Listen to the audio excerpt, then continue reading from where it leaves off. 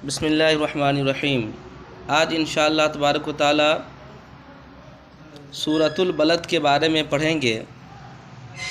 یہ سورۃ البلد یہ مکی سورہ ہے، یعنی اس سورہ پاک کا نزول مکہ مکرمہ میں ہوا ہے، اور اس تعلق سے تمام علماء کرام کا اتفاق ہے کہ یہ سورہ مکہ شریف میں نازل ہوا ہے۔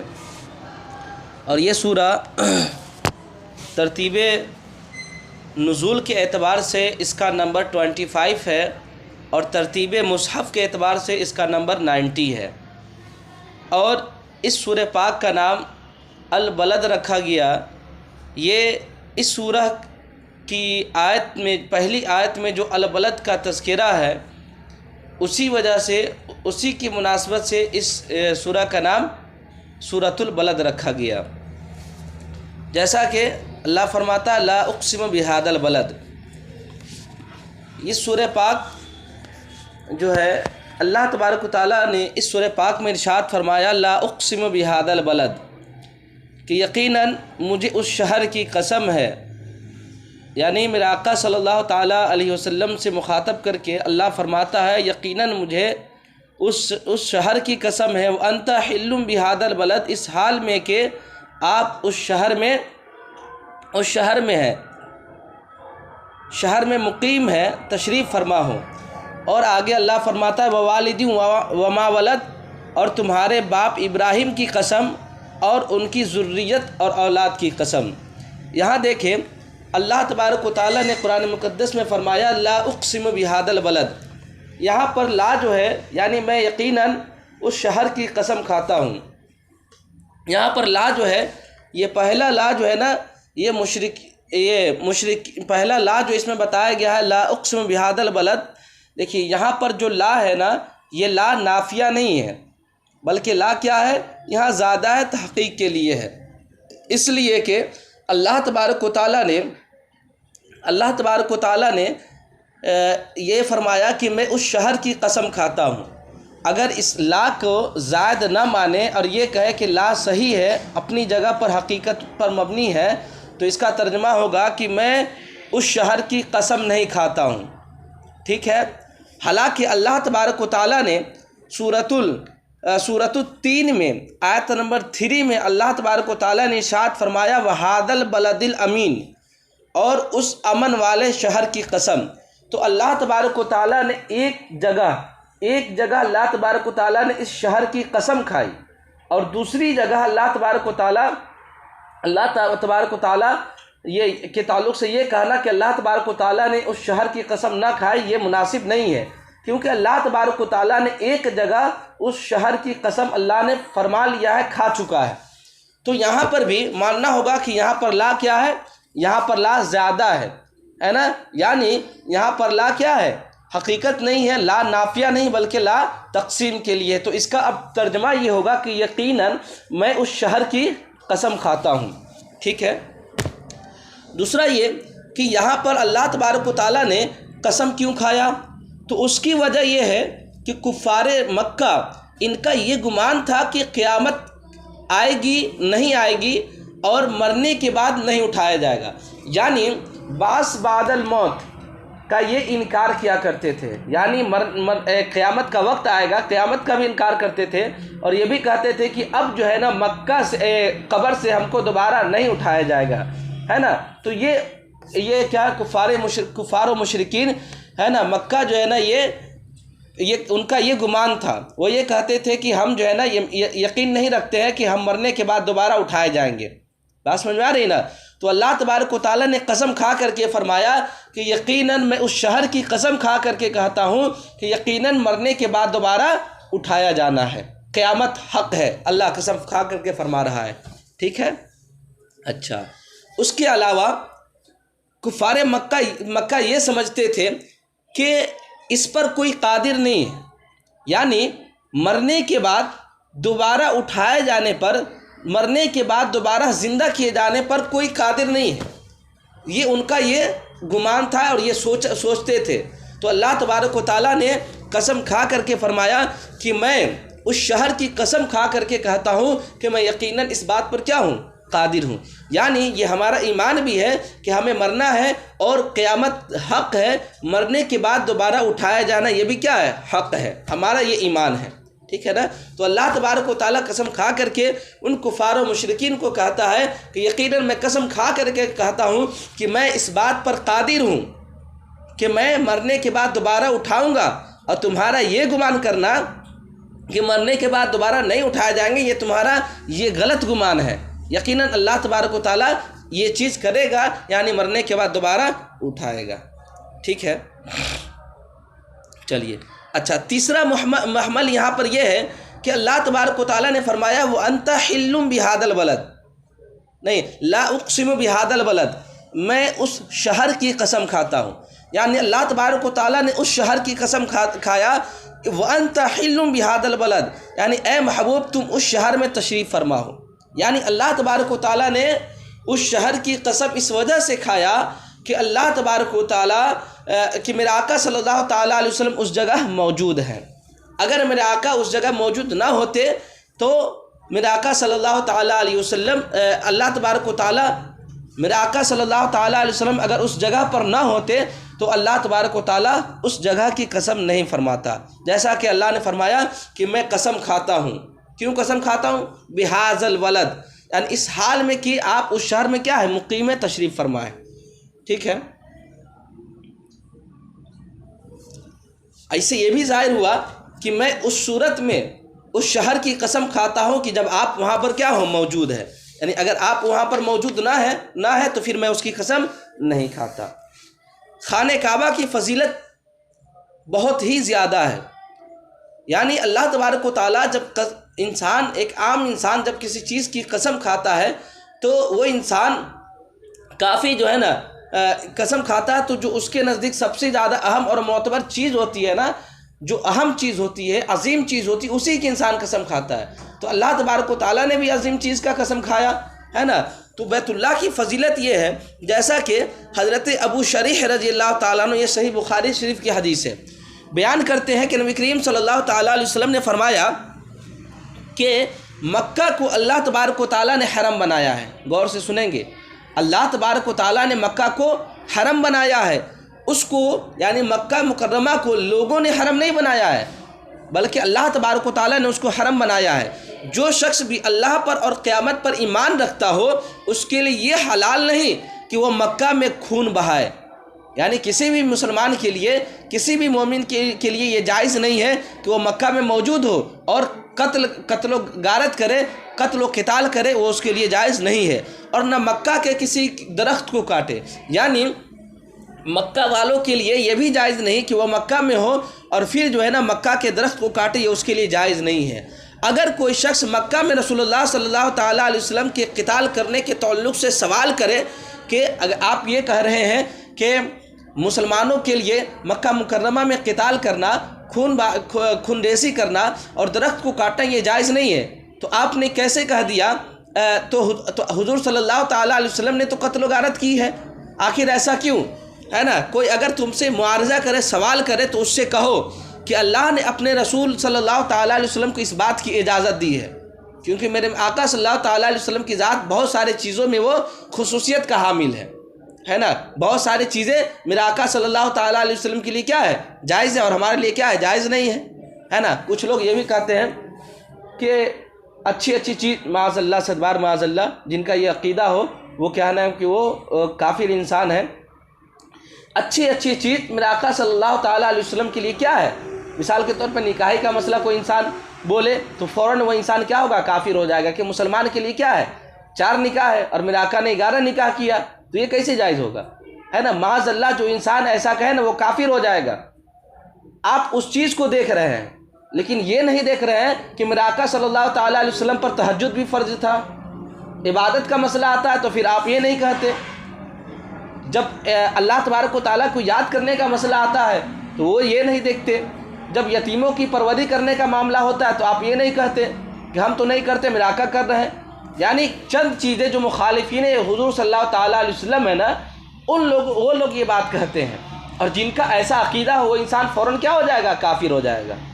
ٹھیک ہے، چلیے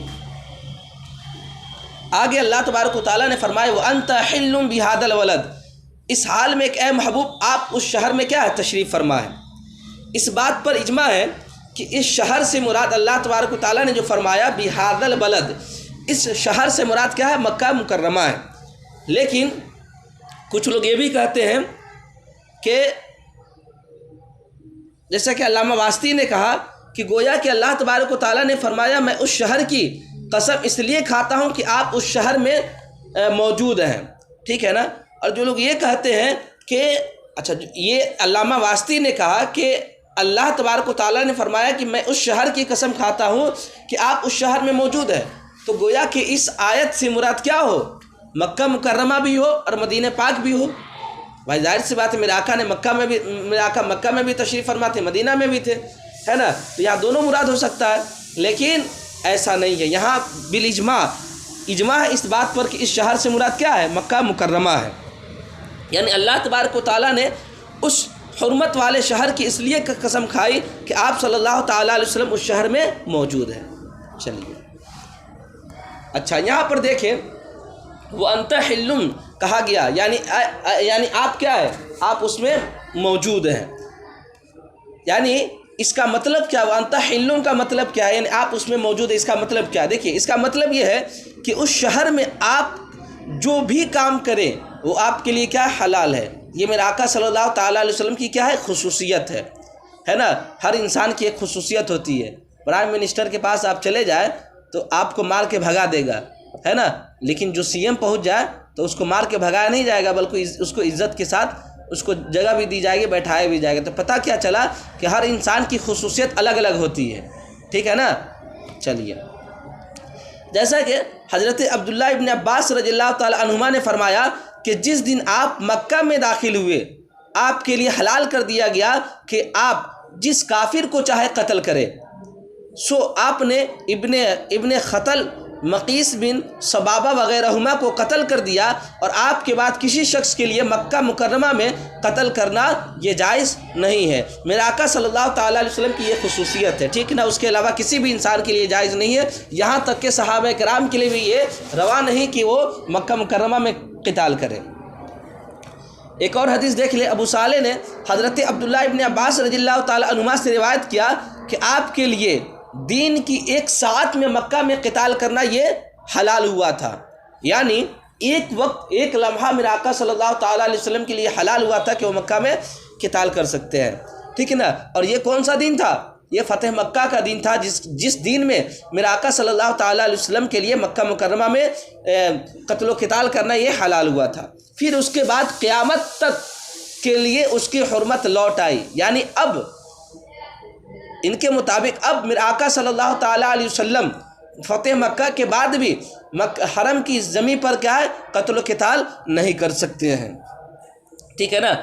چلیے جیسا کہ ایک اور دیکھ لیں، نبی کریم صلی اللہ تعالیٰ علیہ وسلم سے یہ بات خود ثابت ہے کہ آپ صلی اللہ تعالیٰ علیہ وسلم نے فرمایا کہ بے شک اللہ تبارک و تعالیٰ نے جب آسمانوں اور زمینوں کو پیدا کیا اس وقت اس نے مکہ مکرمہ کو حرم بنایا تھا، بس وہ قیامت تک کے لیے حرم ہے، نہ مجھ سے پہلے کسی کے لیے وہ حلال تھا اور نہ میرے بعد کسی کے لیے حلال ہوگا، یعنی صرف میرے لیے کیا ہے وہ حلال ہے، صرف دین کی ایک ساعت میں میرے لیے وہ جگہ کیا ہوا تھا حلال ہوا تھا۔ یہ مسلم شریف کی روایت ہے۔ چلیے آگے دیکھیں، وَأَنْتَ حِلٌّ بِهَذَا الْبَلَدِ جو کہا گیا اس کی تفسیر کیا ہے؟ امام رازی علیہ رحمٰن میں کئی تفسیر انہوں نے بیان کیا ہے، لیکن میں دو تفسیر صرف بیان کروں گا آپ کے سامنے۔ 4-5 تفسیر امام رازی علیہ رحمٰن نے بیان کیا ہے، لیکن میں صرف اور صرف 2 تفسیر بیان کروں گا۔ یعنی پہلی تفسیر کیا ہے وَأَنْتَ حِلٌّ بِهَذَا الْبَلَدِ کی، کہ آپ اس شہر میں کیا ہے مقیم ہے اور ٹھہرے ہوئے، گویا اللہ تعالیٰ نے مکہ کو اس وجہ سے مکرم قرار دیا کہ آپ صلی اللہ تعالیٰ علیہ وسلم کیا ہے اس میں مقیم ہے۔ تبھی تو اعلیٰ حضرت نے کہا سب نے تو سر جھکایا ہے کعبہ کے سامنے، کعبہ جھکا ہوا ہے گنبد خضرا کے سامنے۔ پتہ کیا چلا کہ کعبہ معظمہ کو بھی عظمت اور بزرگی حاصل ہوا، اس جگہ کو بھی تو میرے آقا صلی اللہ تعالیٰ علیہ وسلم کو کیا یہ صدقہ ہے۔ وہ کعبہ تو دور کی بات، پوری دنیا ہی نہیں بلکہ جنت اور دوزخ کے تمام کیا ہے میرے آقا صلی اللہ تعالیٰ علیہ وسلم کا صدقہ ہے۔ ایک چیز ہو گیا. دوسری چیز کیا ہے دیکھیں، دوسری چیز یہ ہے کہ اس آیت کا معنی یہ ہے کہ آپ مکہ میں حلال کام کرنے والے ہیں. آپ کیا ہے؟ مکہ میں حلال کام کرنے والے ہیں، مشرکین کے برخلاف جو مکہ میں اللہ تبارک و تعالیٰ کی توحید کا اور آپ صلی اللہ تعالیٰ علیہ وسلم کی کفر کر کے حرام کام کرتے تھے. یعنی اگر کوئی انسان اس تفسیر سے پتہ کیا چلا کہ اگر کوئی انسان اللہ اور اس کے رسول کی شان میں گستاخی کرے تو یہ بھی کیا حرام کام ہے. تو گویا کہ قتل و غارت، یہ کفار مکہ یہ مکہ کی سرزمین کی اہمیت کو جانتے وہ کیا کرتے تھے؟ قتل و قتال نہیں کرتے تھے، لیکن وہ اس جگہ رہ کر کے اللہ اور اس کے رسول کی نافرمانی کرتے تھے، جو کہ یہ بھی کیا حرام ہے.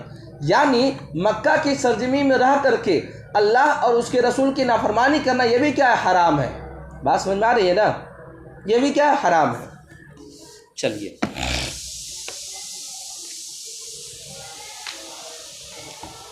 آگے دیکھیں، اللہ تبارک و تعالیٰ نے فرمایا ووالد وما ولد، اور اللہ تبارک و تعالیٰ نے اس میں آپ کے والد کی بھی قسم کھائی اور ان کی ذریت کی یعنی ان کی اولاد کی بھی اللہ تبارک و تعالیٰ نے قسم کھائی. آخر امام اہل سنت امام اعلیٰ حضرت علی رحمہ نے اس کا ترجمہ یہ کیا ہے کہ اور تمہارے باپ ابراہیم کی قسم اور اس کی اولاد کی جو تم ہو. یعنی دیکھیں یہاں پر امام اہل سنت نے واضح کر دیا کہ یہاں اس آیت میں جو والد کا تذکرہ ہے، باپ کا تذکرہ ہے، اس سے مراد کون ہے؟ حضرت ابراہیم علیہ السلام ہے. ٹھیک ہے نا؟ امام اہل سنت نے، جو ہمارے امام بھی ہیں مجدد اہل سنت امام اعلیٰ حضرت علی رحمہ، انہوں نے کہا کہ یہاں مراد کیا ہے؟ یہاں مراد کیا؟ حضرت ابراہیم علیہ السلام ہے باپ سے، اور ذریت سے ہے نا، ذریت سے مراد، اولاد سے مراد کون ہے؟ حضرت ابراہیم علیہ السلام کی جتنے بھی آل اولاد ہیں وہ مراد ہیں. ٹھیک ہے نا؟ لیکن اس میں کچھ اختلاف ہے. اختلاف میں بتاؤں، مجاہد اور قتادہ اور حسن اور ابو صالح نے کہا کہ والد سے مراد حضرت آدم علیہ السلام ہے. ٹھیک ہے؟ اور اس کی اولاد سے مراد ان کی نسل ہے. ٹھیک ہے نا؟ کچھ لوگوں نے یہ بھی کہا کہ اللہ تبارک و تعالیٰ نے جو اولاد کی قسم کھائی ہے تو حضرت آدم علیہ السلام کے اولاد میں سے وہ اولاد مراد ہے جو کیا ہے؟ نیک ہے. یعنی ان نیک لوگوں کی قسم اللہ تبارک و تعالیٰ نے کھائی ہے کہ جو حضرت ابراہیم علیہ السلام کے اولاد میں سے، حضرت ابراہیم علیہ السلام کی، حضرت آدم علیہ السلام کی اولاد میں سے ہیں. ٹھیک ہے؟ چلیے، ایک قول یہ ہے کہ حضرت آدم علیہ السلام اور ان کی اولاد میں سے نیک لوگوں کی قسم اللہ تبارک و تعالیٰ نے کھایا. ٹھیک ہے نا؟ اور جو حضرت آدم علیہ السلام کی اولاد میں سے جو کفار اور فساق نکل گئے، یعنی اللہ تبارک و تعالیٰ نے ان لوگوں کی قسم نہیں کھایا، تو اللہ تبارک و تعالیٰ نے ان لوگوں کی قسم نہ کھایا تو گویا کہ وہ تمام فساق اور فجار کیا ہے؟ وہ حیوان ہے، وہ انسان ہے ہی نہیں. ٹھیک ہے؟ چلیے، ایک قول یہ ہے، اب کہیں کہ انسان نہیں، مطلب اب انسان تو ہے، مطلب انسان تو ہے لیکن جس کے اندر انسانیت نہ ہو تو انسان کہاں رہا؟ بھائی گھر ہو،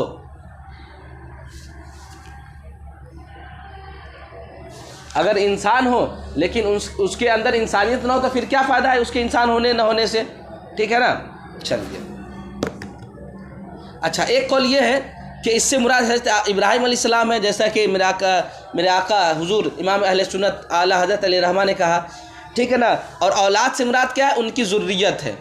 ٹھیک، اور یہ بھی ہو سکتا ہے کہ اس سے مراد ان کی ذریت ہو، اور یہ بھی ہو سکتا ہے کہ اس سے مراد وہ لوگ ہو جو ان کی ذریت میں سے کیا ہے؟ مسلمان ہیں. اور تیسرا قول یہ ہے کہ اس سے مراد یہ بھی ہو سکتا ہے کہ عام باپ ہو، یعنی ہمارے والد بھی ہو سکتے ہیں، آپ کے والد ہو سکتے ہیں. ٹھیک ہے نا؟ اور اولاد سے مراد ہم لوگ ہو سکتے ہیں، یعنی ہم اپنے والد کے جو اپنے بال بچے جو ہے ہم ہیں، ہمارے بیٹے ہیں، یہ تمام کے تمام کیا ہو سکتے ہیں؟ مراد ہو سکتے ہیں. ٹھیک ہے نا؟ چلو، اچھا، یہ ایک تیسری چیز. چوتھی چیز یہ ہے کہ والد سے مراد یہاں میرے آقا علیہ السلام بھی ہو سکتے ہیں، اور اولاد سے مراد میرے آقا صلی اللہ تعالیٰ علیہ وسلم کی تمام امتی بھی ہو سکتے ہیں. اس لیے کہ ایک حدیث پاک میں ہے، ابو داؤد شریف کی حدیث ہے، حضرت ابو ہریرہ رضی اللہ تعالیٰ عنہ بیان کرتے ہیں کہ نبی کریم صلی اللہ تعالیٰ علیہ وسلم نے فرمایا کہ میں تمہارے لیے والد کی طرح ہوں، میں تمہارے لیے باپ کی طرح ہوں، اور تمہیں تعلیم دیتا ہوں. تو اس سے پتہ کیا چلا کہ یہاں ممکن ہے کہ مراد یہاں کیا ہو، والد سے مراد میرے آقا صلی اللہ تعالیٰ علیہ وسلم ہو، اور کیا اولاد سے مراد ہم گناہگار امتی ہوں۔ چلیے آگے دیکھیں، اللہ تبارک و تعالیٰ نے فرمایا لقد خلقنا الانسان فی کبد، کہ بے شک ہم نے انسان کو مشقت میں رہتا پیدا کیا۔ ہم نے انسان کو کہاں پیدا کیا؟ مشقت میں پیدا کیا۔ اب اس کا مطلب کیا اس کو دیکھیں اس آیت میں کبد کا مطلب ہوتا ہے شدت، مشقت، اٹھانے والا، شدت اور مشقت۔ اس کے کئی معنی ہیں۔ یہاں انسان کو اللہ تبارک و تعالیٰ نے مشقت میں کیسے پیدا کیا تو دیکھیں، اس کا مطلب یہ ہے کہ اللہ تبارک و تعالیٰ نے فرمایا کہ ہم نے انسان کو شدت اور مشقت کے مراحل میں پیدا فرمایا، یعنی ایک مرتبہ انسان کو ماں کے پیٹ میں رکھا، تو ماں کے پیٹ میں جب انسان رہتا تو یہ بھی کیا شدت اور مشقت کی گھڑی ہے۔ اس کے بعد دودھ پینے کی مدت جو ہے وہ بھی کیا ہے، مشقت اور شدت اور مشقت کی گھڑی ہوا کرتی ہے نا۔ پھر جب انسان بالغ ہو گیا تو اس کے اوپر جو رزق کا، معاش کا اور روزگار کی حصول کی جو مشقت ہے نا، یہ مشقت بھی مراد یہ مشقت ہے نا۔ اس لیے اللہ تبارک و تعالیٰ نے کہا کہ ہم نے انسان کو مشقت میں پیدا کیا۔ بات سمجھ میں آ رہی نا؟ یہ بھی پھر اس کے بعد اللہ تبارک و تعالیٰ نے موت کی شدت انسان کو دیا، تو یہ تمام کے تمام کیا چیزیں ہیں، مشقت بھری ہے۔ اسی وجہ سے اللہ تبارک و تعالیٰ نے کہا کہ یقیناً ہم نے انسان کو مشقت اور شدت والی گھڑی میں بنایا۔ ٹھیک ہے، چلیے اب دیکھیں اس کے بعد اس سے مراد جو ہے نا دین کی مشقت اٹھانا بھی ہو سکتا ہے۔ دوسرا محول، دوسرا کیا ہے کہ اس آیت سے مراد کیا ہے، کس آیت سے؟ لقد خلقنا الانسان فی کبد، یقیناً ہم نے انسان کو مشقت میں پیدا کیا۔ اس مشقت سے مراد کیا ہے؟ دین کی مشقت اٹھانا ہے، کہ جب انسان کو نعمت ملتی ہے نا تو وہ انسان شکریہ ادا کرتا ہے، اور جب انسان پر مصیبت آتا ہے تو وہ انسان کیا کرتا ہے؟ اللہ تبارک و تعالیٰ کی عبادت اور ریاضت میں لگا رہتا ہے، اور اس پر کیا کرتا ہے؟ صبر کرتا ہے۔ دو چیز ہو گیا۔ تیسری چیز کیا ہے؟ اس سے مراد کیا ہے؟ آخرت کی مشقت ہے، یعنی آخرت میں جو انسان کو مصیبت پیدا ہوگی، مصیبت ہوگی نا، وہی مصیبت کیا ہے؟ یہاں مشقت سے مراد ہے۔ یعنی پہلے سکرات موت کی شدت، یعنی موت کے وقت انسان کو جو تکلیف ہوتی ہے نا اس کی شدت۔ دوسرا کیا ہے کہ پھر قبر میں منکر اور نکیر جب آئیں گے، تشریف لائیں گے، پھر وہ جب سوال و جواب کریں گے وہ بھی مراد ہو سکتا ہے، وہ شدت مراد ہے نا۔ اس کے بعد پھر قبر کے اندھیرے کا انسان سامنا کرے گا، وہ بھی ایک مشقت کی گھڑی ہے۔ پھر قبر سے نکل کر کے جب میدان حشر میں جائے گا وہ بھی کیا ہے؟ ایک مشقت کی گھڑی ہے۔ پھر اللہ عز و جل کے سامنے انسان کھڑا ہوگا، یہ بھی کیا ہے؟ مشقت کی گھڑی ہے۔ تو پتہ کیا چلا کہ اس کے بعد جب اللہ تبارک و تعالیٰ کی بارگاہ میں انسان کھڑا ہوگا تو یہ بھی مشقت کی گھڑی۔ پھر اس کے بعد جب آخرت کے انجام کا معاملہ جب آئے گا، جنت اور دوزخ کا معاملہ جب آئے گا، یہ بھی کیا ہوگی؟ ایک مشقت کی ایک گھڑی ہوگی۔ اسی وجہ سے اللہ تبارک و تعالیٰ نے کیا فرمایا؟ لقد خلقنا الانسان فی کبد، یقیناً ہم نے انسان کو کیا فرمایا؟ مشقت میں پیدا کیا۔ بات سمجھ میں آ رہی ہے؟ چلیے آگے دیکھیں، ایحسب ان لن یقدر علیہ احد، کیا انسان گمان کرتا ہے کہ اس پر کوئی قادر نہیں ہوگا؟ یعنی انسان یہ گمان کرتا ہے کہ انسان کیا ہے؟ مرنے کے بعد دوبارہ نہیں اٹھایا جائے گا؟ کیا انسان یہ گمان کرتا ہے کہ کوئی ہے ہی نہیں کہ جو مرنے کے بعد دوبارہ انسان کی روح کو لوٹا دے؟ کیا انسان یہ گمان کرتا ہے کہ قیامت حق نہیں ہے؟ کیا انسان یہ گمان کرتا ہے کہ اللہ تبارک و تعالیٰ کی بارگاہ میں حاضر نہیں ہونا؟ کیا انسان یہ گمان کرتا ہے کہ جنت اور دوزخ کوئی چیز نہیں ہے؟ وہی اللہ تبارک و تعالیٰ نے فرمایا کیا انسان یہ گمان کرتا ہے کہ اس بات پر کوئی قادر نہیں ہے؟ یقیناً وہ قادر ہے۔ وہ کون ہے؟ اللہ نے قسم کھا کر کے پہلی آیت میں فرمایا لا اقسم بہذا البلد، میں اس شہر کی قسم کھا کر کے کہتا ہوں کہ میں کیا ہوں؟ اس بات پر قادر ہوں۔ چلیے آگے 6 نمبر میں دیکھیں، یقول اہلکت مالا لبدا، وہ کہتا کہ میں نے تو مال کا اکثر حصہ کیا کر دیا ہے؟ ہلاک کر دیا ہے، ختم کر دیا ہے نا۔ چلیے یہاں مطلب کیا ہے؟ اس کا مطلب کیا ہے وہ دیکھیں پہلے۔ یہاں انسان کیا کہتا ہے کہ میں نے مال کا اکثر حصہ کیا کیا ہے؟ ہلاک کر دیا ہے، ختم کر دیا ہے۔ اس کا مطلب کیا ہے وہ دیکھیں کہ یہاں دیکھیں لیث نے کہا کہ مال لبد جو ہے نا وہ کثیر مال کو کہتے ہیں، یعنی اتنا زیادہ مال ہو کہ اگر مال فوت ہو جائے، مال و دولت میں آگ بھی لگ جائے نا، تو پھر بھی کیا ہو، مال کی کمی انسان کو نہ ہو، اتنا زیادہ مال مراد ہے، ٹھیک ہے نا۔ چلیے، اس آیت کا معنی یہ بھی ہے کہ کافر یہ کہتا ہے کہ میں نے حضور صلی اللہ تعالیٰ علیہ وسلم کی دشمنی میں بہت سارے مال کو کیا کر دیا، خرچہ کر دیا، یعنی نبی کریم صلی اللہ تعالیٰ علیہ وسلم کی بغاوت کر کے وہ کیا کر دیا، اپنے بہت سارے مال و دولت کو کیا کر دیے، خرچ کر دیے ہیں۔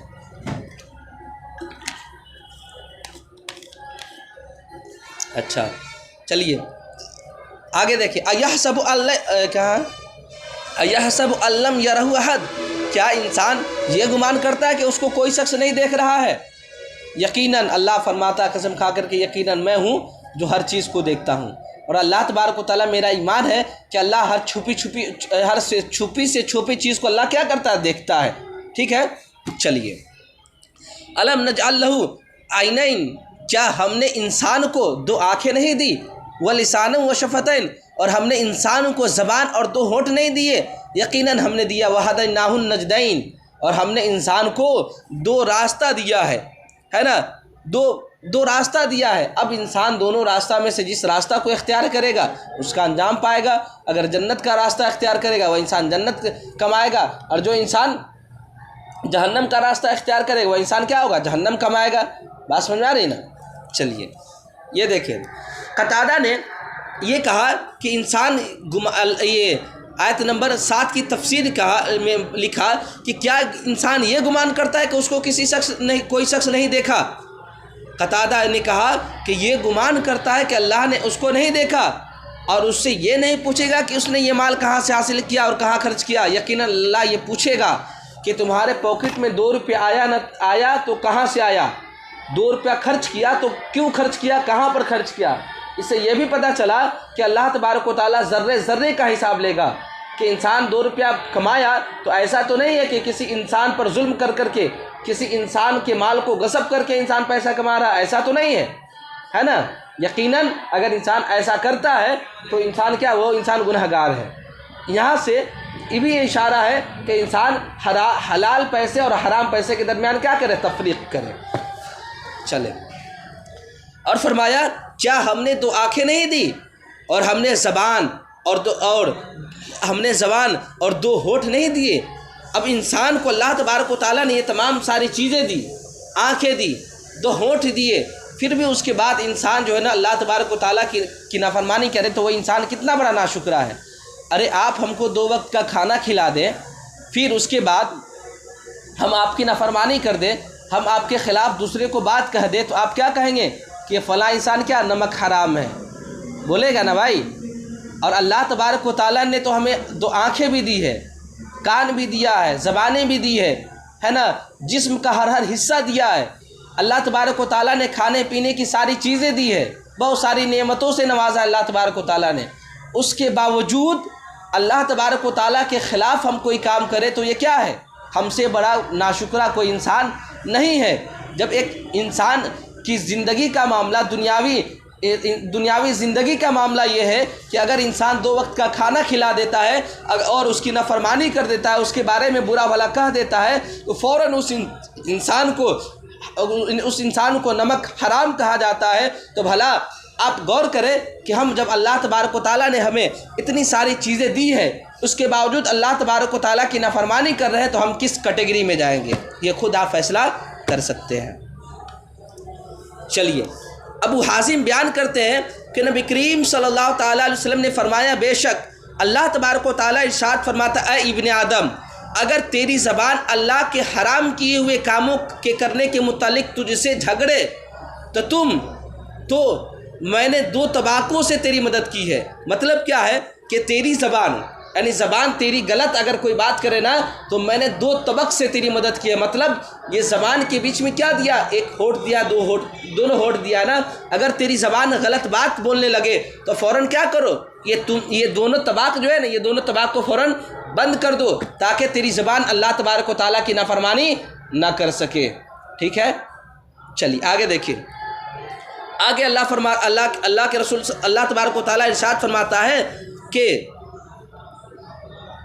اگر تیری آنکھ حرام کام کرنے کے متعلق تجھ سے جھگڑے تو میں نے دو طبقوں سے تیری مدد کی ہے، یعنی آنکھ کیا کرے؟ تیری نافرمانی کرے، یعنی اللہ اور اس کے رسول کی نافرمانی کرے، غلط کام کو دیکھنے لگے، تو اللہ فرماتا ہے کہ اے انسان میں نے دو طبقوں کے ذریعے سے، دو طبق کے ذریعے سے میں نے تیری رہنمائی کی ہے، مدد کی ہے۔ یعنی تیری آنکھ اگر غلط چیزوں کی طرف اٹھنے لگے نا تو فوراً تو اپنے دونوں آنکھ ایک آنکھ کو جو دو پردوں سے اللہ تبارک و تعالیٰ نے محفوظ رکھا ہے نا، محفوظ رکھا کہ فوراً انسان کیا کرے؟ اس کو چھپا لے، یہ ایک طبق اور دوسرا یہ طبق، یعنی دونوں طبق کو کیا کر دے؟ ملا لے، تاکہ تیری آنکھ اللہ تبارک و تعالیٰ کی نافرمانی نہ کر سکے۔ اور آگے اللہ ارشاد فرماتا ہے اگر تیری شرمگاہ تجھ سے حرام کاموں کے متعلق جھگڑا کرے تو میں نے دو طبقوں سے تیری مدد کی ہے۔ مطلب کیا ہے؟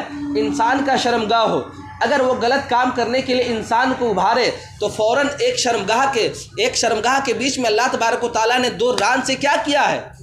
محفوظ کیا ہے، حفاظت کیا ہے، تو فوراً تم دونوں رانوں سے اپنے شرمگاہ کو کیا کر لو؟ چھپا لو۔ بات سمجھ میں آ رہی ہے؟ چلیے اچھا، مجاہد نے یہ کہا کہ ہدیناہ النجدین سے مراد یہ ہے، اس کا یہ ہے کہ ہم نے انسان کو خیر اور شر کے راستوں کی پہچان کرا دی ہے، ٹھیک ہے نا۔ امام ابن مردویہ نے حضرت حسن رضی اللہ تعالیٰ عنہ سے روایت کیا کہ نبی کریم صلی اللہ تعالیٰ علیہ وسلم ایک مرتبہ فرما رہے تھے کہ اے لوگو، یہ دو راستے خیر اور شر کے ہیں، اور اللہ تبارک و تعالیٰ نے تمہارے لیے شر کا راستہ خیر کے راستے سے زیادہ محبوب نہیں رکھا ہے۔ پتہ کیا چلا کہ اللہ تبارک و تعالیٰ نے خیر کا راستہ بھی انسان کو بتا دیا ہے اور شر کا راستہ بھی انسان کو اللہ تبارک و تعالیٰ نے بتا دیا ہے۔ اب انسان کے اوپر بنتا ہے کہ انسان خیر کا راستہ اختیار کر کے جنت کو حاصل کرے اور شر کا راستہ اختیار کر کے جہنم کو حاصل کرے۔ چلیے آگے دیکھیں، فلک تحمل حق عقبہ، یعنی پش و دشوار گھاٹی سے نہیں گزرا۔ وما ادراک ما العقبہ، اور تمہیں کیا معلوم کہ وہ گھاٹی کیا ہے؟ فک و رقبہ، وہ گھاٹی کسی بندے کی گردن چھڑانا ہے۔ کیا ہے؟ کسی بندے کی گردن چھڑانا ہے۔ یا او اطعام فی یوم ذی مسغبہ، یا جو ہے نا بھوکے کی حالت میں کھانا کھلانا ہے، یتیمن ذا مقربہ، اور رشتہ دار یتیم کو، ٹھیک ہے نا، او مسکینن ذا متربہ، یا خاک نشی مسکین کو، ٹھیک ہے نا۔ یہاں تک دیکھیں اللہ تبارک و تعالیٰ نے کیا فرمایا کہ فلک تحمل عقبہ، ہے نا، کہ پس وہ دشوار گھاٹی سے نہیں گزرا، ہے نا۔ اور آپ کیا سمجھتے کہ دشوار گھاٹی ہے کیا چیز؟ دشوار گھاٹی یہ ہے کہ گردن چھڑانا یا بھوک کے دن کھانا کھلانا ایسے یتیم کو جو رشتہ دار بھی ہو یا خاک نشی مسکین کو۔ آپ دیکھیں اللہ تبارک و تعالیٰ انسان کو جب بھی کوئی نعمت دے نا تو فوراً انسان کو اس کا شکریہ ادا کرنا چاہیے، ہے نا۔ یہ نہیں کہ انسان کو اللہ تبارک و تعالیٰ نے نعمت دے دیا اور اس نعمت کو لے کر کے انسان کیا کرے؟ اللہ تبارک و تعالیٰ کو بھلا بیٹھے، تو یہ انسان کیا ہوتا ہے؟ بہت برا انسان ہوتا ہے، یہ ناشکرہ انسان، ایسے ہی لوگوں کو ناشکرہ کہتے ہیں، ٹھیک ہے نا۔ اچھا یہاں دیکھیں عقبہ سے مراد کیا ہے؟ ایک قول کے مطابق عقبہ سے مراد یہاں کیا؟ آخرت ہے نا۔ عطا نے یہ کہا کہ عقبہ سے مراد یہاں کیا ہے؟ جہنم کی ایک گھاٹی ہے، ٹھیک ہے نا۔ اور کلبی نے یہ کہا کہ یہاں عقبہ سے مراد کیا؟ یہ جنت اور دوزخ کے درمیان ایک گھاٹی ہے نا۔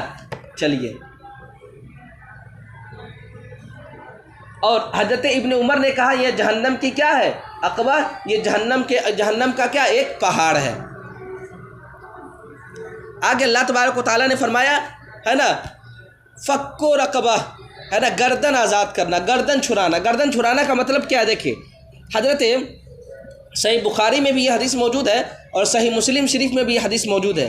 حضرت ابو ہریرہ رضی اللہ تعالیٰ عنہ بیان کرتے ہیں کہ رسول اللہ صلی اللہ تعالیٰ علیہ وسلم نے فرمایا جس شخص نے کسی غلام کو آزاد کیا، اللہ تعالیٰ اس غلام کے ہر عضو یعنی ہر جسم کے حصے کے بدلے میں اس کے جسم کے ہر حصے کو دوزخ سے آزاد کر دے گا، حتیٰ کہ انسان کی شرمگاہ کو اس کے شرمگاہ کے بدلے بھی اللہ تبارک و تعالیٰ آزاد کر دے گا، ٹھیک ہے نا۔ یعنی اس سے پتہ کیا چلا کہ اگر کوئی انسان کسی انسان کو آزاد کرتا ہے نا، کسی غلام کو آزاد کرتا ہے تو اللہ تبارک و تعالیٰ بھی اس انسان کو کیا کر دیتا ہے؟ مکمل طریقے سے آزاد کر دیتا ہے، یہاں پر دیکھیں غلام کو آزاد کرنا اور صدقہ دینا دونوں کیا افضل عمل ہے، ٹھیک ہے نا. غلام کو آزاد کرنا، غور کریں گے، غلام کو آزاد کرنا اور صدقہ کرنا یہ دونوں کیا افضل عمل ہے.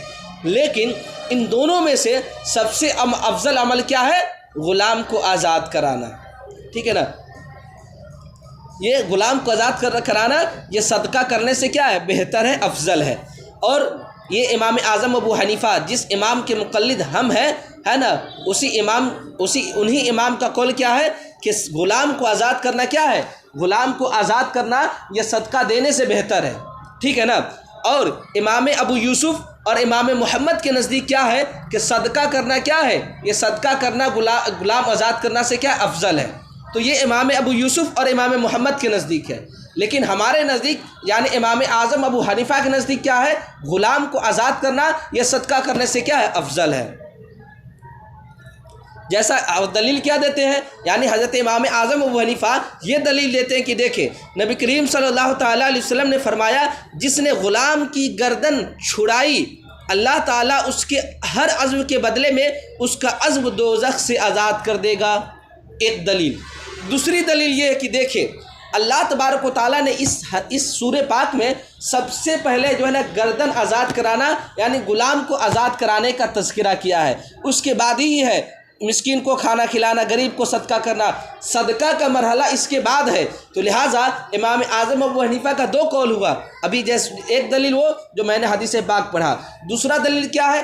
دوسرا دلیل یہ ہے کہ اللہ تبارک و تعالیٰ نے اس سورہ پاک میں سب سے پہلے کیا کیا؟ غلام آزاد کرنے کا تذکرہ کیا ہے، بعد میں صدقہ کرنے کا تذکرہ کیا ہے، جو اس بات کی دلیل ہے کہ غلام کو آزاد کرنا صدقہ کرنے سے افضل ہوا کرتا ہے. ہماری بات صحیح صاحب. چلیے آگے دیکھیں اللہ تبارک و تعالیٰ نے کیا فرمایا؟ او اطعام فی یوم ذی مسغبہ، اور یہ بھوک کے دن کھانا دینا ہے. یعنی بھوکوں کو کیا ہے؟ بھوک کے دن کھانا کھلانا ہے.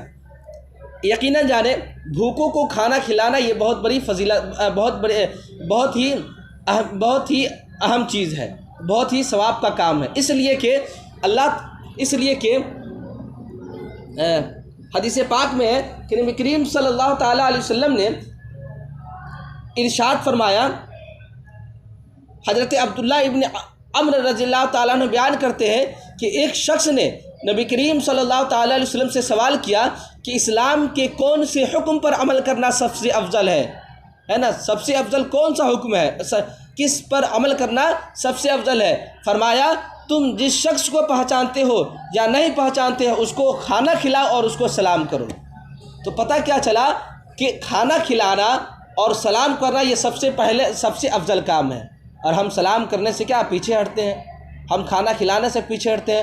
فون اٹھائے ہم یہ سوچتے کہ ارے سلام ہم پہلے کیوں کریں، ہے نا، اگلا آدمی سلام کرے. ارے سلام کرے، حدیث پاک میں ہے نا وفش السلام، اے لوگوں سلام کو پھیلاؤ، ہے نا، سلام کرنے میں کبھی پیچھے مت ہٹو. اور اسی طریقے سے غریبوں کو کھانا کھلانے میں مت کبھی پیچھے ہٹو. اب کسی انسان کے گھر پہ مہمان آ جائے تو ایسا نہیں کہ ناک منہ سب چڑھانے لگے، نہیں، بلکہ ایک حدیث پاک کا مفہوم ہے کہ اللہ تبارک و تعالیٰ جب زیادہ خوش ہوتا ہے نا، سب سے زیادہ جب خوش ہوتا ہے نا تو اللہ تبارک و تعالیٰ انسان کے گھر میں مہمان کو بھیجتا ہے.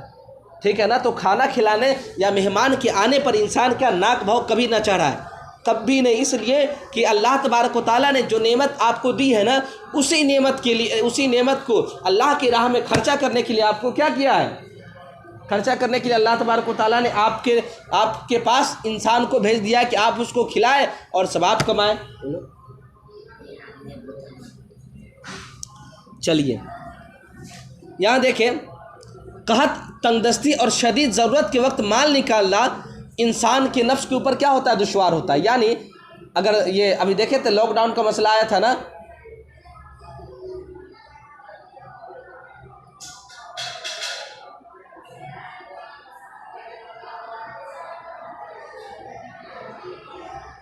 لاک ڈاؤن کا جو مسئلہ آیا تھا اس میں کیا کر رہے تھے؟ لاک ڈاؤن کے مسئلے میں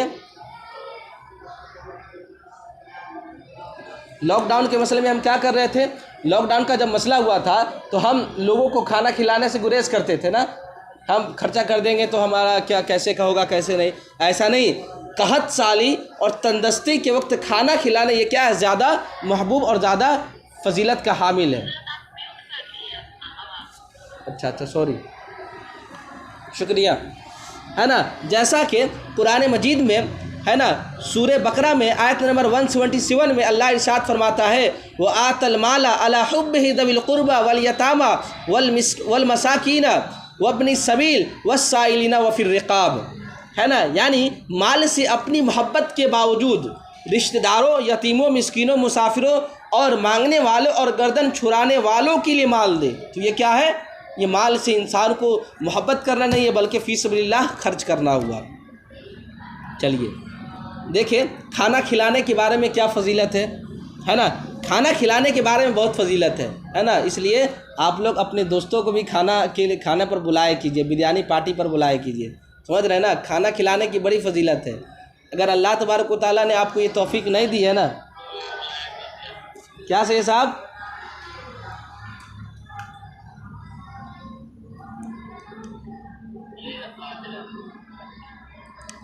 سمجھ رہے ہیں نا، تو آپ جو ہے نا اپنے دوستوں کو دعوت دیا کیجیے اور دعوت پر بلایا کیجیے. اگر آپ بریانی نہیں کھلا سکتے تو کم سے کم چائے پر بلا لیا کیجیے، لیکن کھانا کھلائیے. اگر چائے پر بھی بلا نہیں سکتے ہیں تو پانی پر بھی بلائیے، ہے نا، کہ آئیے ہمارے یہاں چائے پانی پی لیجیے. اتنا تو کر سکتے ہیں نا بھائی. پانی کی بھی بہت فضیلت ہے، میں ابھی بتا رہا ہوں پانی کی بہت فضیلت ہے. کوئی انسان کسی کو بھر پیٹ پانی پلا دے نا تو اللہ تبارک و تعالیٰ اس کو بخش دیتا ہے. سمجھ رہے ہیں نا، تو آپ لوگ کم سے کم بلایا کیجیے ایک دوسرے کو، ٹھیک ہے نا. اس سے محبت بھی کیا ہوتی ہے، بڑھتی ہے ایک دوسرے کا.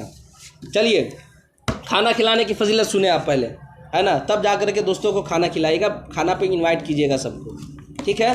دیکھیے حضرت انس رضی اللہ تعالیٰ عنہ بیان فرماتے ہیں کہ کسی بھوکے پیٹ والے کو سیراب کر دینا، کسی بھوکے پیٹ والے کو سیر ہو کر کے کھانا کھلانے سے زیادہ کوئی عمل افضل نہیں ہے. یعنی اس حدیث پاک میں یہ بتا رہے ہیں کہ اللہ تبارک و تعالیٰ کے نزدیک کسی بھوکے انسان کو بھر پیٹ کھانا کھلا دینے کیا ہے، اس سے افضل کوئی کام نہیں ہے. چلیے اچھا ایک اور حدیث سن لیں.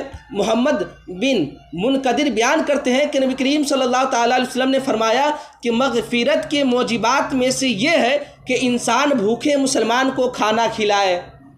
ٹھیک ہے نا، تو بھوکے مسلمان اگر ملے آپ کو تو کھانا کھلائے، ٹھیک ہے نا. اور ایک اور حدیث سن لیں.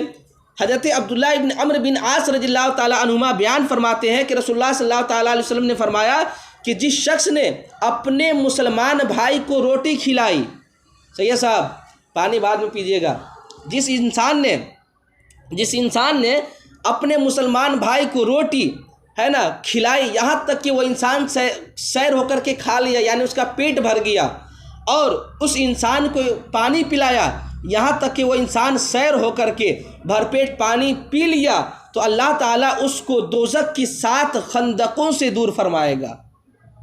دیکھیے بھر پیٹ کو انسان کھانا کھلا دے اور من بھر اس کو پانی پلا دینا تو اللہ تبارک و تعالیٰ اس انسان کو دوزخ کے 7 خندقوں سے دور فرمائے گا.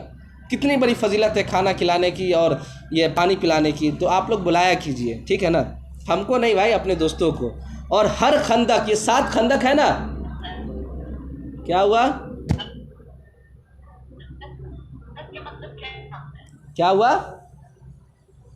خندق کا ہاں، خندق کا مطلب ہوتا ہے گڈھا، خندق کا معنی گڈھا. اور ہر خندق جو ہے نا، 7 خندق ہے نا، اور ہر خندق کی جو دوری ہے نا وہ دوری 500 سال ہے. تو گویا کہ 7 اگر خندق ہے تو 7 × 5 = 35، یعنی 3500 سال کی مسافت ہوگی، ٹھیک ہے نا. چلیے شعب الایمان میں ایک اور حدیث پاک سن لیں. میں آج کھانے کھلانے کے تعلق سے میں کچھ حدیث پاک زیادہ بتاؤں گا تاکہ آپ لوگ راغب ہوں اس چیز کی طرف، ٹھیک ہے نا. بہت فقدان نظر آتا ہے دوستوں میں یہ چیز. ابھی ہمارا برتھ ڈے ہوا تھا، مطلب یوم پیدائش کا جو دن تھا، تو معلوم ہے اس میں سب لوگ موبائلے پر دے رہے تھے کہ آپ کو پیدائش مبارک ہو، لیکن ایک مولانا صاحب بیچارے ہمارے کلاسی کے ہیں، مولانا حیدر علی شمسی صاحب، تو وہ امامتی کرتے بیچارے، وہ آئے مبارکبادی دینے کے لیے، گھر پر بھی آئے اور مٹھائی لے کر کے آئے. تو یہ نا چیزیں ہوئی، سمجھ رہے ہیں نا بھائی، مذاق میں بول رہا ہوں، ایسا سیریس مت سمجھیے گا. چلیے ऐसे तो दोस्त मिलेंगे तो वही बस फेस बुक पर जो मैं पैदाइश मुबारक हो, बस यही सब करता है। लेकिन मुखलिस दोस्त कौन होता है? मुखलिस दोस्त वो होता है कि जो हर इंसान की खुशी में मतलब क्या शामिल रहे। क्या चाहिए साहब, है कि नहीं? चलिए देखिए, शोबुल ईमान में हज़रत अबू सईद खुदरी रज़ियल्लाहु ताला अन्हु से बयान करते हैं कि नबी करीम सल्लल्लाहु ताला अलैहि वसल्लम ने फरमाया, जिस शख्स ने किसी भूखे मुसलमान को खाना खिलाया, अल्लाह ताला उसको जन्नत के फलों से खाना खिलाएगा। सुभान अल्लाह। और जिस शख्स ने किसी बेलिबास, यानी जिसके पास कपड़ा ना हो, किसी ने बेलिबास मुसलमान को लिबास पहनाया तो अल्लाह ताला उसको जन्नत का सब्ज़ लिबास पहनाएगा। इतनी फजीलत है। और जिस शख्स ने किसी प्यासे मुसलमान को पानी पिलाया तो अल्लाह तबारक व तआला उस इंसान को शराबे तुहूर से पिलाएगा। ठीक है ना, यानी अजर अल्लाह तबारक व तआला वहाँ ज़रूर अता फरमाएगा। चलिए एक और हदीस सुन ले। हज़रत मुआज़ बिन जबल रज़ियल्लाहु ताला अन्हु बयान करते कि रसूलुल्लाह सल्लल्लाहु ताला अलैहि वसल्लम ने फरमाया कि जिस शख्स ने किसी भूखे मुसलमान को खाना खिलाया हत्ता कि वो उस इंसान का पेट भर गया तो अल्लाह ताला उसको जन्नत के दरवाज़ों में से उस दरवाज़े में दाखिल करेगा जिसमें से सिर्फ उस जैसे मुसलमान ही दाखिल होंगे। ठीक है ना। अच्छा एक और चीज़ है ना, देखिए हज़रत अनस रज़ियल्लाहु ताला अन्हु से मरवी है कि रसूलुल्लाह सल्लल्लाहु ताला अलैहि वसल्लम ने फरमाया कि जब तुम्हारे गुनाह ज़्यादा हो जाए ना, जब तुम्हारे गुनाह ज़्यादा हो जाए तो तू पानी के घाट पर लोगों को पानी पिलाओ, है ना। तुम्हारे गुनाह इस तरीके से झड़ जाएंगे जिस तरीके से तेज़ आंधी से दरख्त के पत्ते झड़ते हैं। बात समझ में आ रही है ना। पहले के बुजुर्गान दीन जो होते थे ना, अगर वो कोई नेक काम करना चाहते थे ना, नेकी खूब से खूब ज़्यादा कमाना चाहते थे ना, तो मालूम है वो क्या करते थे, वो कहीं जो है ना चौराहे पर पानी का कल गड़वा देते थे ताकि आने जाने वाले जो मुसाफिर हो ना वो पानी पिए और उसका सवाब हमको मिलते रहे, है ना। तो अगर आप लोग भी सवाब कमाना चाहते हैं तो हमारे मदरसे में अभी पानी का भी सिस्टम का कुछ काम बाकी है, अगर करवाना चाहें तो करवा सकते हैं। फ़िल्टर का काम अभी बाकी है, ठीक है ना। फ़िल्टर नहीं है, अगर आप लोग सवाब कमाना चाहते हैं तो सवाब कमा भी सकते हैं। चलिए, है ना। चलिए देखिए अब आगे क्या फरमाया अल्लाह तबारक व तआला ने। फरमाया यतीमन ज़ा मक़रबा, रिश्तेदार यतीम को। मतलब क्या है ये, इसमें यतीम से क्या मुराद है? बहुत सारे लोगों ने एक मरतबा सवाल भी किया था, पूछा था कि यतीम किसको कहते हैं। आज यतीम के बारे में बता देता हूँ आपको। यतीम उस इंसान को कहते हैं कि जिसका बचपन में बाप फौत हो गया हो। बचपन का मतलब बालिग होने तक, ठीक है ना।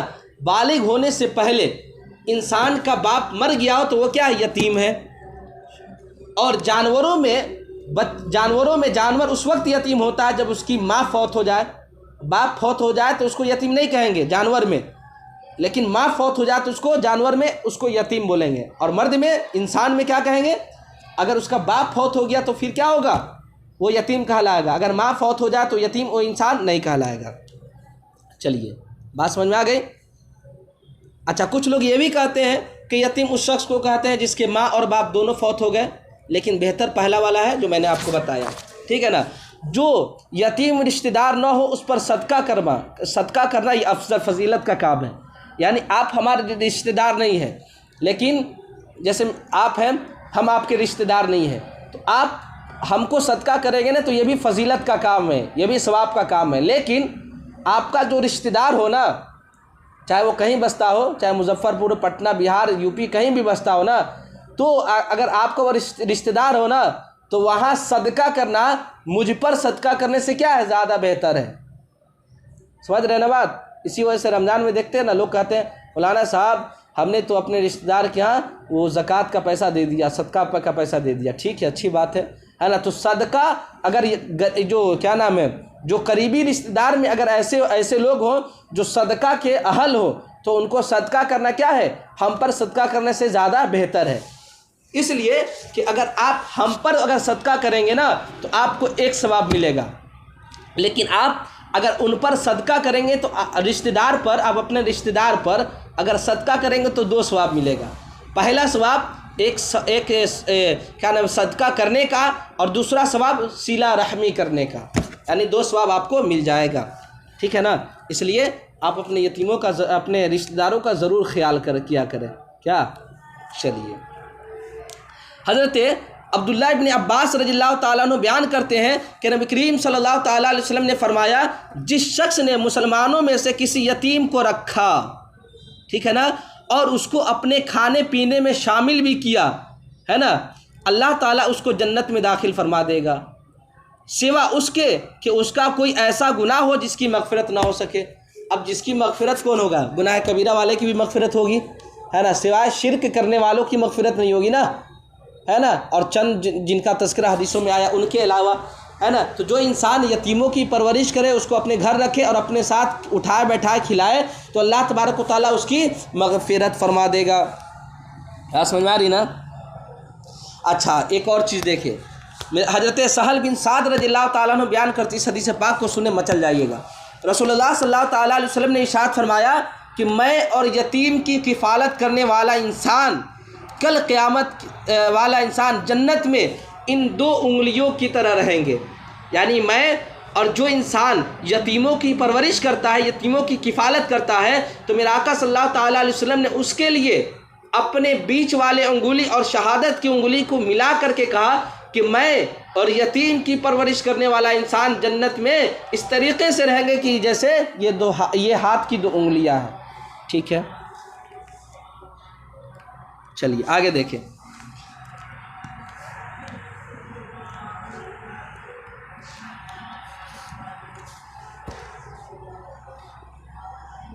دیکھیے حضرت سلیمان بن عامر بن الزبی بیان فرماتے ہیں کہ نبی کریم صلی اللہ تعالیٰ علیہ وسلم نے فرمایا کہ نسائی شریف کی حدیث ہے، مسکین پر صدقہ کرنا ایک صدقہ ہے، اور قرابت دار یعنی رشتہ دار پر صدقہ کرنا یہ 2 صدقہ ہے. ایک کس کا؟ صدقہ کرنے کا، اور دوسرا کیا؟ صلہ رحمی کرنے کا، جو میں نے آپ کو بتایا. چلیے آگے دیکھیں اور کیا فرمایا، او مسکینن ذا متربہ، اور خاک نشی مسکینوں کو، ہے نا. خاک نشی مسکین کون ہوتے ہیں؟ خاک نشی مسکین سے مراد وہ مسکین ہے نا جس کے پاس کچھ نہ ہو، یہاں تک کہ فقر کی وجہ سے وہ مٹی سے آلودہ ہو. کچھ غریب لوگوں کو دیکھتے ہوں گے نا، جو روڈ پہ بواتے رہتے ہیں، کبھی مٹی میں لٹاتے ہیں، کبھی کچھ، تو وہ لوگ مراد ہیں یہاں پر. سوائے خاک اور مٹی کے کہ اس کے اوپر کوئی ٹھکانہ نہیں، یعنی اس کے پاس گھر بھی نہ ہو، ہے نا، وہ سوئے تو روڈ پر سوئے، وہ سوئے تو جنگل میں سوئے، وہ سوئے تو ایک کھیت میں سوئے. تو ایسے لوگ کیا ہوتے ہیں؟ ہمیشہ وہ ان کے جسم پر مٹی لگا رہتا ہے. تو ممکن ہے یہاں خاک نشی سے مراد کیا ہے؟ وہی ہو. ٹھیک ہے. حضرت عبداللہ ابن عباس نے فرمایا کہ یہاں خاک نشی سے مراد یہ وہ شخص ہے جو راستہ پر پڑا ہو، یعنی فٹ پاتھ پر دیکھتے ہیں نا، اب راستہ سفر کریں گے تو کچھ لوگ ایسے بھی ملیں گے جو فٹ پاتھ پر اپنی زندگی بسر کرتے رہتے ہیں، ہے نا، جو فٹ پاتھ پر پڑا ہو اور اس کا کوئی گھر نہ ہو. ٹھیک ہے نا. اور مجاہد نے کہا کہ یہاں خاک نشی سے مراد وہ شخص ہے جو اپنے جسم اور لباس کو مٹی سے نہ بچا سکے، یعنی اس کے پاس اتنی ساری چیز ہی نہیں کہ وہ کیا کرے، اپنے جسم کی حفاظت کر سکے. اچھا اکرمہ نے یہ کہا کہ اس سے مراد مقروض انسان ہے، لیکن بہتر کیا ہے جو پہلے میں نے جس کی تشریح کی. ٹھیک ہے نا. آگے دیکھیں، ثم کان من الذین آمنوا وتواصوا بالصبر وتواصوا بالمرحمہ. اب دیکھیں یہاں پر اللہ تبارک و تعالیٰ نے کیا فرمایا کہ پھر ان سے جو ایمان لائے اور انہوں نے آپس میں صبر کی جو وصیتیں کی، جو ایمان لائے اور ایک دوسرے کو کیا کی؟ صبر کی وصیت کی اور آپس میں مہربانی کی وصیت کی، اولئک اصحاب المیمنہ، تو یہ وہ لوگ ہیں جو داہنی طرف والے ہیں. اتنا کا تفسیر سنیں. اب یہاں کیا بتایا کہ جو ایمان لائے اور صبر کی وصیت کی، ہے نا، تو وہ آپس میں مہربانی کی وصیتیں کی، انہوں نے آپس میں صبر کی وصیتیں کی اور آپس میں مہربانی کی وصیتیں کی. ان کے بارے میں کیا قول ہے یہ دیکھیں. اس کا مطلب یہ ہے کہ جو لوگ دشوار گزار گھاٹی پر چڑھے اور نفس کے ناجائز تقاضوں سے جنگ اور جہاد کرے، تو ان کا یہ جہاد کرنا اس وقت قابل تحسین اور لائق اجر ہوگا جب وہ مومن ہو. اگر وہ ایمان نہ لائے تو پھر یہ تمام کی تمام چیز کیا ہوگا؟ بیکار ہوگا. مطلب یہ ہے کہ دیکھیں یہاں یہ کہہ رہا ہے کہ دیکھیں آپ اگر کسی ایسی جگہ پر پہنچ گئے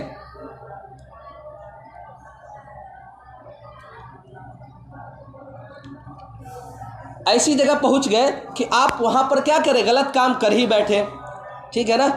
اب وہاں پر جا کر کے ناجائز جو تعلقات ہیں نا، اس تعلقات کو جا کر کے توڑ دے، ختم کر دے، تو یہ آپ کے لیے یہ عمل قابل تحسین اور اچھا عمل، ثواب کا کام، اور یہ اللہ تبارک و تعالیٰ کی بارگاہ میں اجر کا کام یہ اس وقت ہوگا جب کہ کیا آپ مومن ہوں. اگر آپ کے پاس ایمان ہی نہیں تو آپ نیک کام کریں چاہے غلط کام کریں، آپ کے پاس ایمان ہی نہیں تو ایسے ہی آپ کیا ہے، جہنمی انسان ہے. بات سمجھ میں آ رہی نا. تو ایمان بہت بڑی دولت ہے، اس دولت کو کبھی بھی آپ اپنے اندر سے جائے نہ دیں، ختم ہونے نہ دیں، ٹھیک ہے نا.